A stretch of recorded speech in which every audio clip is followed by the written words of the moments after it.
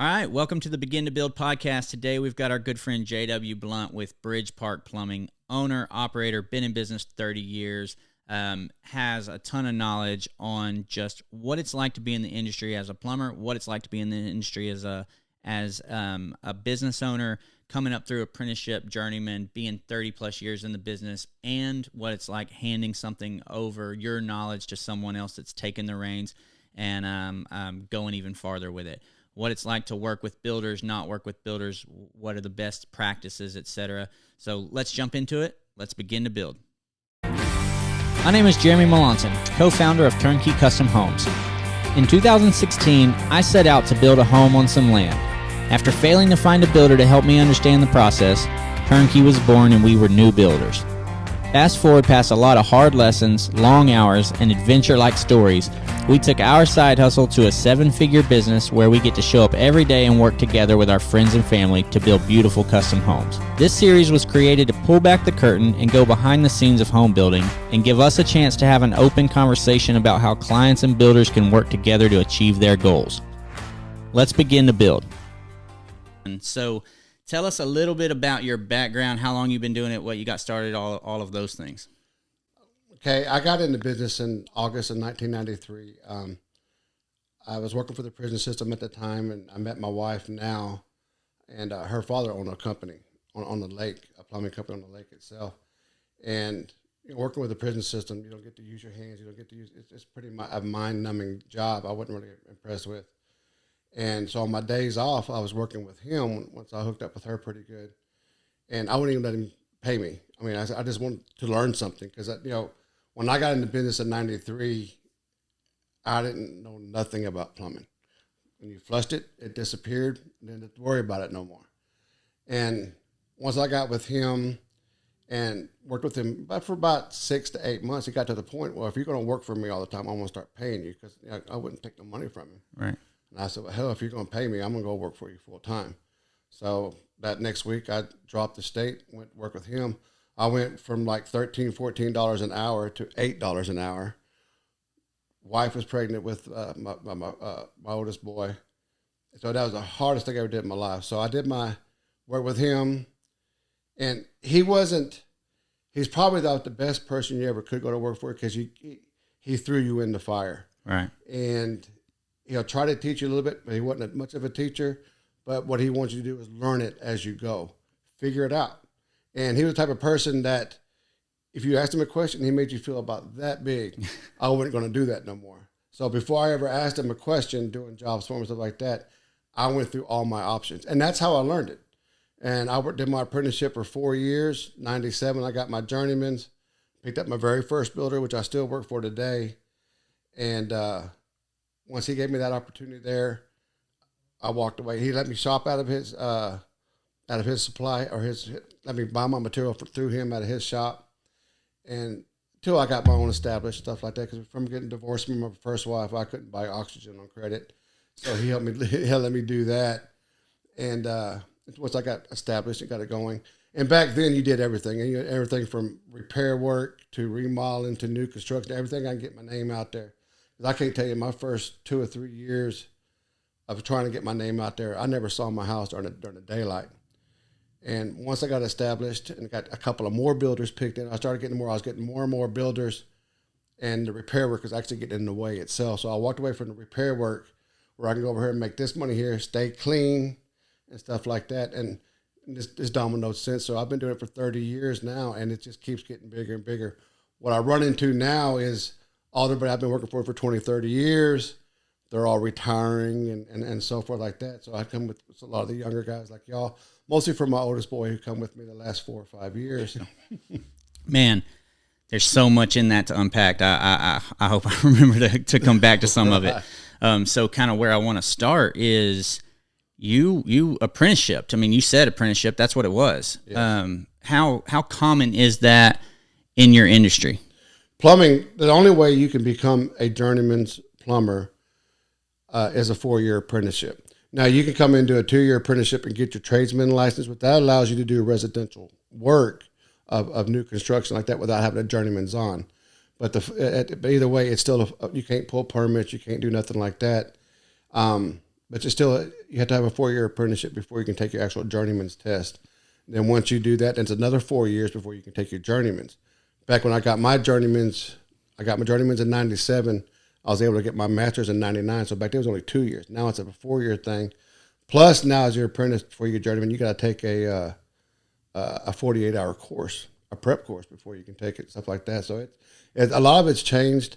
The apprenticeship, a lot of people knock it, but really anybody can plumb. It really is. You can go plumb tomorrow and stuff like that.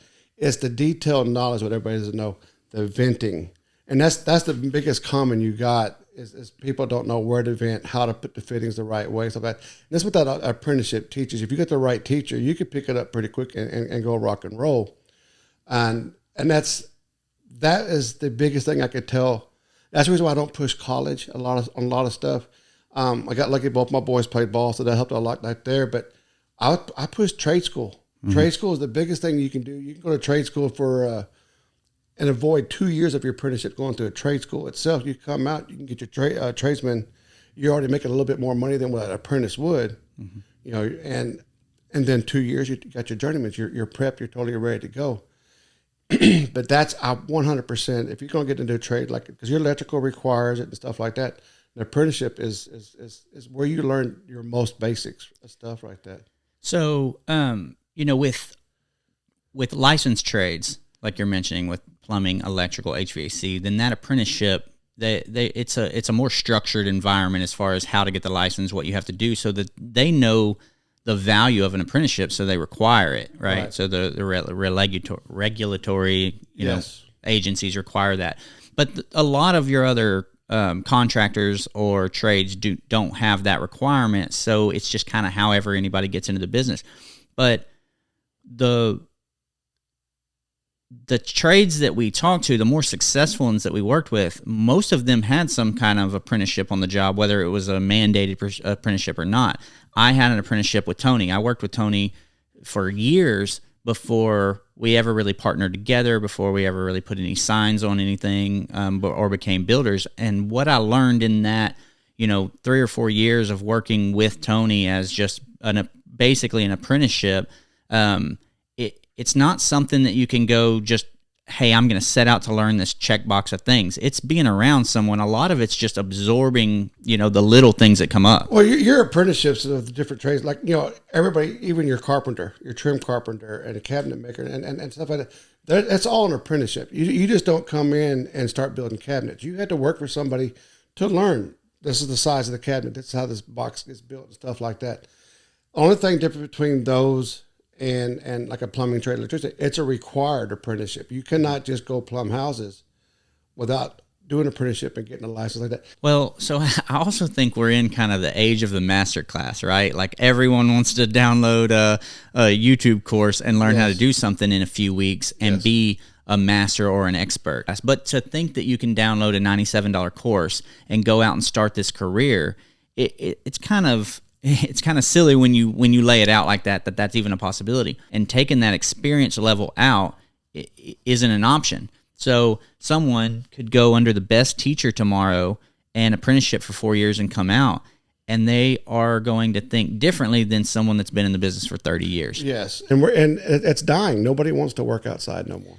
I was at an event where Doug Duncan was there, and he's the chief economist for Fannie Mae. They look at all of the demographics on the supply and demand of housing, basically.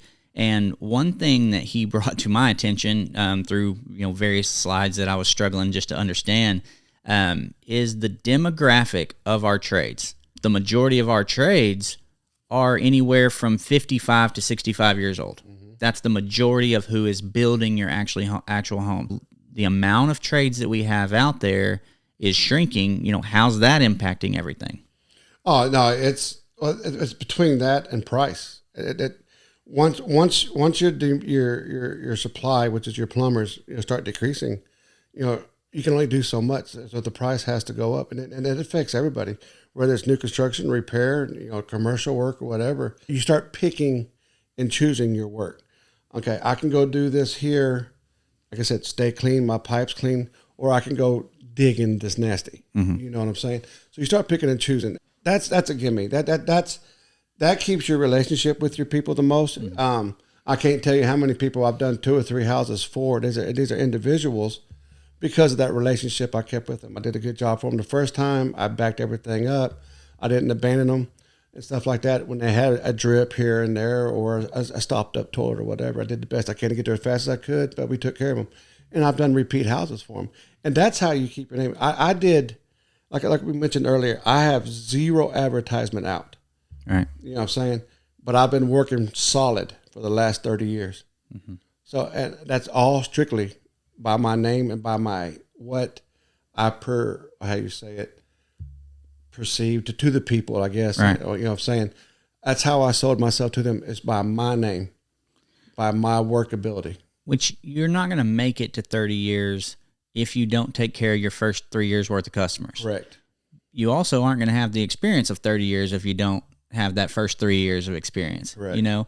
So, you have those testimonials or those referrals from those clients of a lifetime worth of work. Right. We are managers. We're not actually plumbing your house. We're not running your electrical. We're managers. We can only manage or know the expectations from the relationships that we have. Right. If I could bring you a bid or a proposal to build your house and it's got 6 plumbing options on it, I don't know any of them. Right. Because if I have more than 1 or 2 plumbing options, I don't have a real relationship with any of those plumbers, most likely, as a regional-based smaller builder. Right. You know, it's just not feasible. So do you want me bringing in a trade that I don't really know, and then when something happens and you look at me and go, how could that happen? I really don't know how it could happen. I've never seen their work before. Right. You know, that's not what you want to hear. So we rely on you to be the plumber in our community. The client relies on us to be the building managers in our community, is what we really are.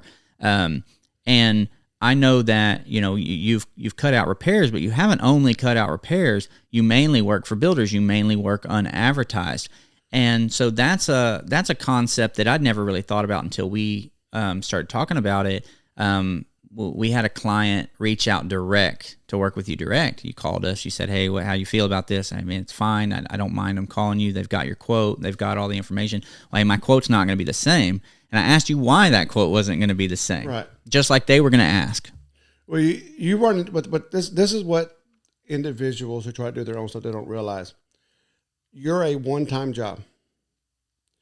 Working for that builder, I can give you this price here because you're going to give me 10 houses. Mm-hmm. That's a one-time job. I'm going to get calls every night. I'm going to have to come out and show you this. And if you've never done it, that's what you run into with individuals. That's the reason why I get mad. Don't get my numbers to people. You know what I'm saying? Because that's what's going to happen to me. So I can't come out there and help you build your house and do this and do this, and for free. So the client thinks that I'm keeping you secret.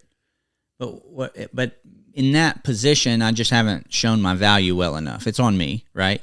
But the way you explain it to me is, you know, we call the homeowner calls us, we talk about what they want. They ask questions, we find them answers, we go over different options. We may have 12 different phone calls. Right. And then I pick up the phone and I say, hey, JW, this is what we've got figured out. Could you be here tomorrow and do this? Yes, I can. I'm out and I get there. Nobody's in my way. I have a crew. That crew has to be busy all day. We knock it out. We go home. It's done right. Everybody's happy. You come back and inspect it.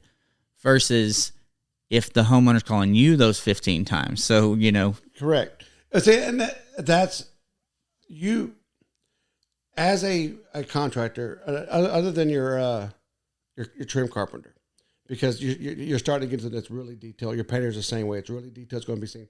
All my stuff's pretty much hidden until trim out time. Mm-hmm. So there's really, everything needs to go through you as a contractor, as a builder. She wants this toilet. She wants this sink over here, blah, blah, blah. I shouldn't be getting them phone calls like that because that's something that needs to go through you, because if it's not in the place that I put it, there's a charge that I got to move it way over there. There's a labor charge. I got to show up. I'll pull off the job. So that's all stuff like that. When you do an individual, they want you to pull off that job to come look at, can we do this? Right. You know what I'm saying? And that's, you know, I'm losing say 3,000 over here and not getting nothing over here. You know? And that's what you run into. That's the reason why I try to avoid them. I pick and choose the ones. Certain ones I'll jump on. Certain ones like, right. That's just too much. But a lot of them think they don't hire a builder and they do it themselves. they're actually saving money, and it's actually costing them more. And that's every sub, I promise you, is doing the same thing because they know what's fixing to happen. Well, so and you're not hitting them to be rude or to be unfair.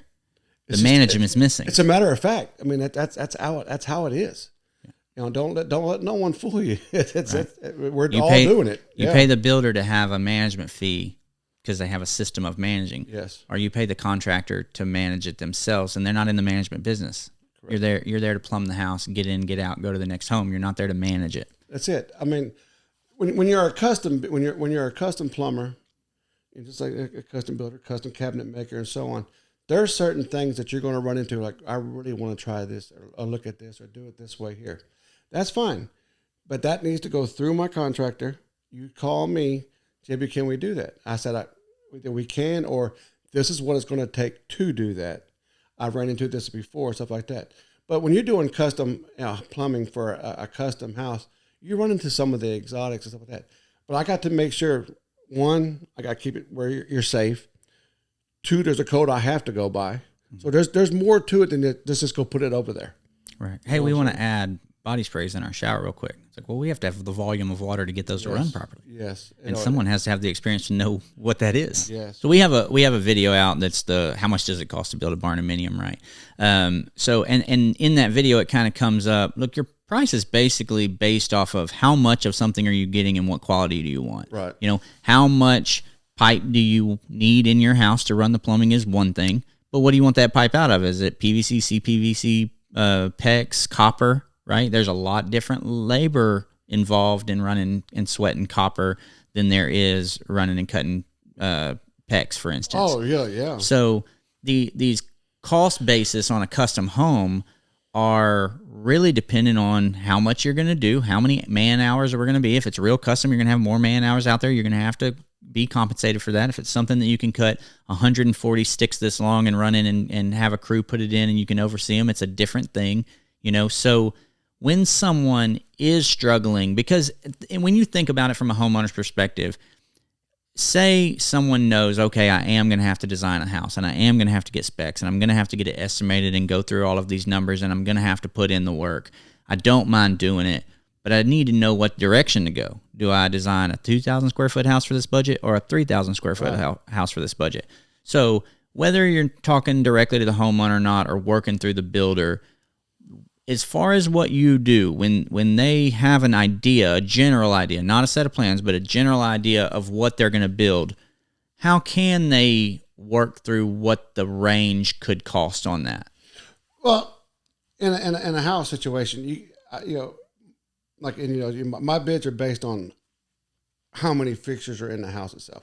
My plumbing is designed by how many fixtures you have in a house, water piping, sewer drain, everything.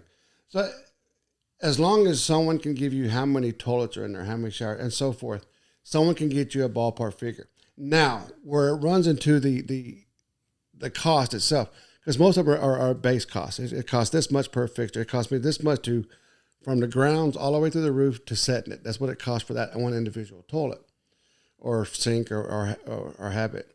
It's when you run into, well, like you said earlier, body sprays and stuff like that.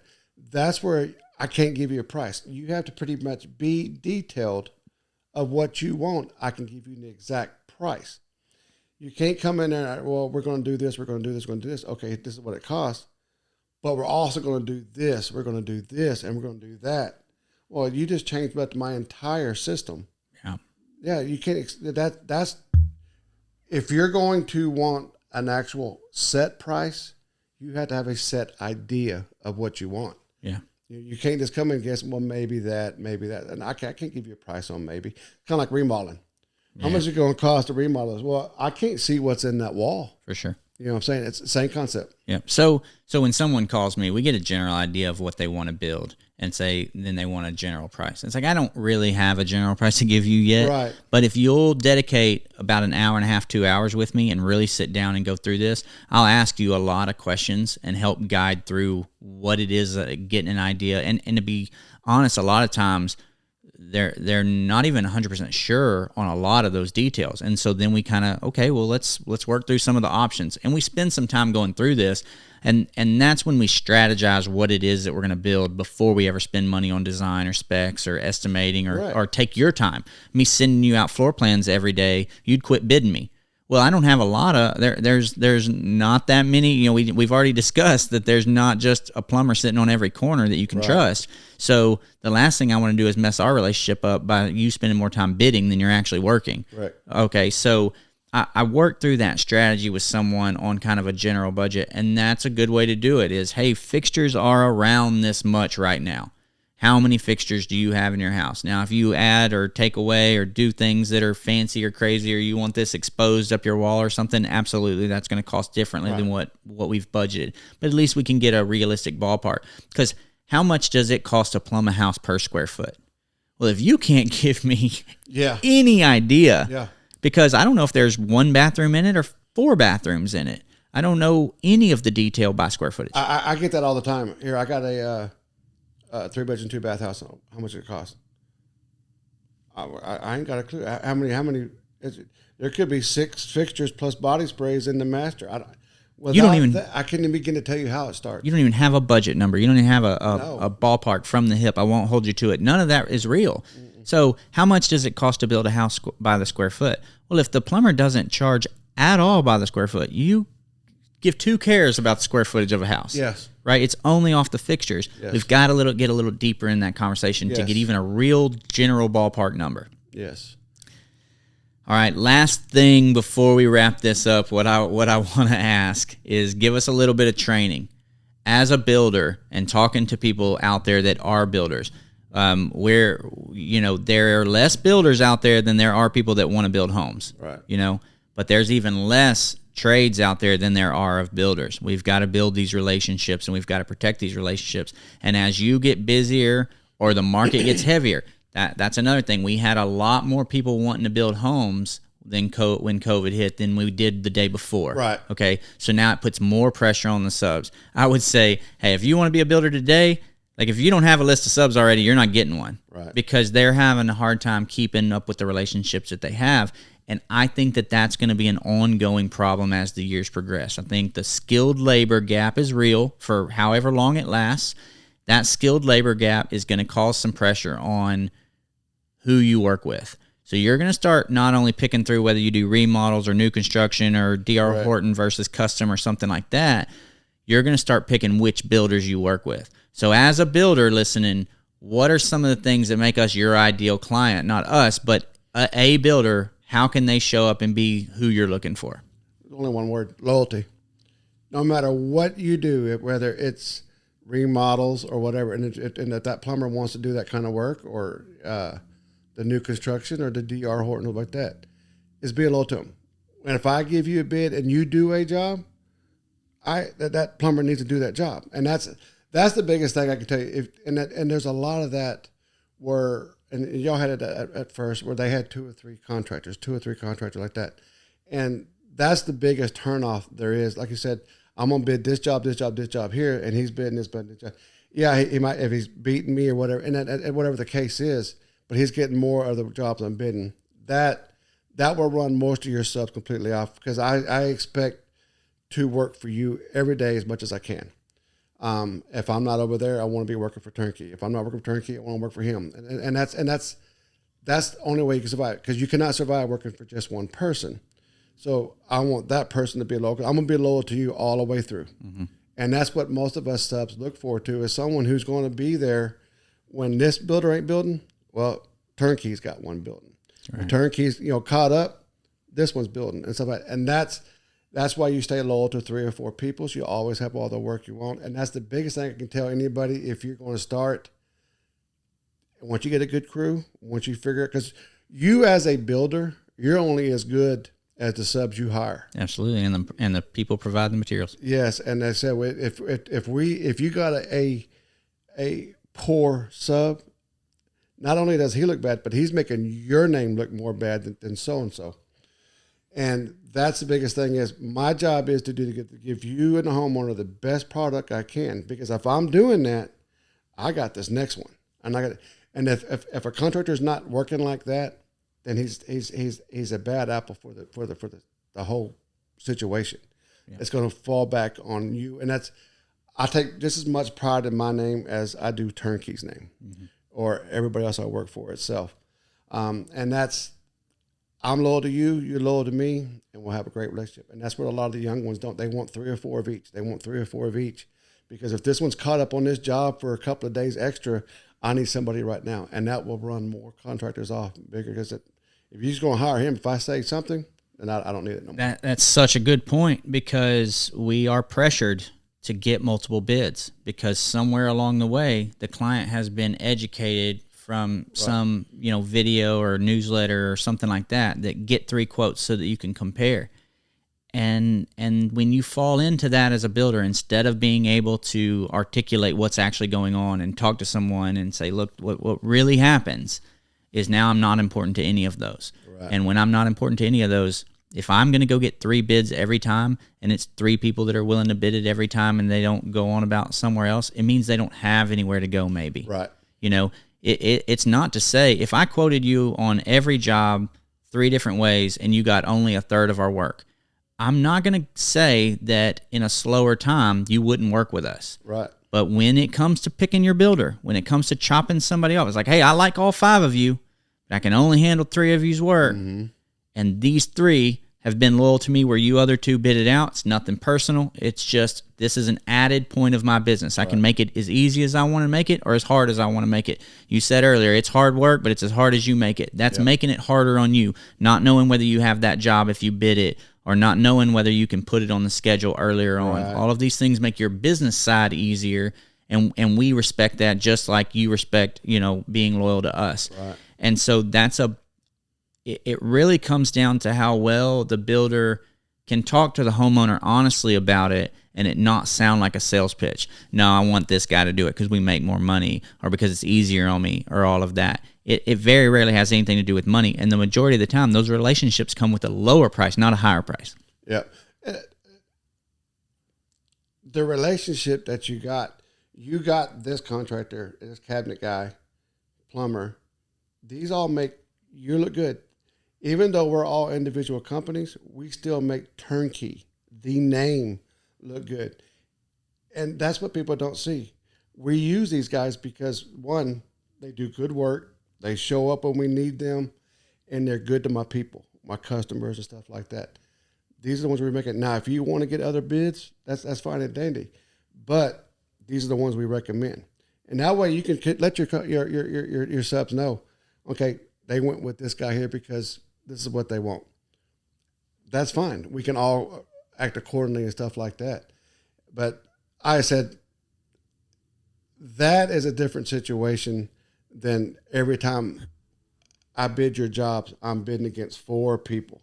Mm-hmm. And once you realize you're doing that every time, it's a competition every time. I got builders I've been working for, and it's getting more and more. We do it. It's getting more to where we're bidding every job now, because there's always a budget. More mm-hmm. like everything's budget tight now. So I don't think nothing of it now. But if I bid something that has that person I works for name on it, and I find out you got that job and somebody else do it, I need to know why I didn't do it. Where did I mess up at? Stuff like that. And that communication it goes a long way. It really does. And business and every facet of the business, between the sheetrockers and the plumbers and the electricians and AC guys like that, communicate, and everything will go nice and smooth. Yeah. Well, with a lot of builders going cost plus, we do rely on bids. We want to we want to work off a budget. We want to get the plans. We want to get the specs. We want to get everything figured out and go into as much detail as we possibly can, so that you know what this quote's based off of. The tradesperson, the material, the homeowner, everyone knows what the agreement is, so that we can feel confident in knowing what we're getting or what we're not. And then that way, it's all lined out before we start. They can see it, and we have something to base the information off of. We're not as much bidding between if we can save $13 using a different plumber, Right. Well, man, 35 years of experience. It's a misconception that you can be in business very long doing bad business. The bad operators don't last 30 plus years. It's just not something that happens. And we could have 8 hours worth of conversation learning from you. Right. So we're not going to get all that knocked out here. But I really, really appreciate the time and what we did learn from you. And you're more of a private, want to work with builders guy, so we're not going to blast your phone number out anywhere. But if you have questions for JW, send an email to strategy@builtbyturnkey.com and we'll get them to you. We really appreciate your time, man. Sir, thank you.